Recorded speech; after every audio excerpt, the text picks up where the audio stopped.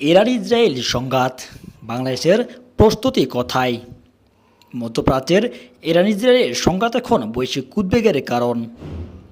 Hormuz প্রণালী ঘিরে যদি বড় যুদ্ধ বাঁধে, তবে বিশ্ববাজারে তেলের দাম আকাশ ছোঁয়া হতে পারে। বাংলাদেশ যা জ্বালানি আমদানি নির্ভর, তাতে সরাসরি ক্ষতিগ্রস্ত হবে। বিদ্যুৎ, পরিবহন ও শিল্প সব খাতেই চাপ পড়বে। কিন্তু প্রশ্ন হচ্ছে, বাংলাদেশ কি প্রস্তুত? জাতীয় কোনো কৌশল নেই কোনো সর্বদলীয় সংলাপ।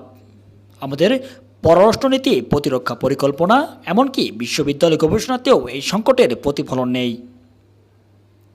বিশ্বের অনেক দেশ কৌশলগতভাবে প্রস্তুতি নিচ্ছে তেল আমদানিতে বিকল্প পথ।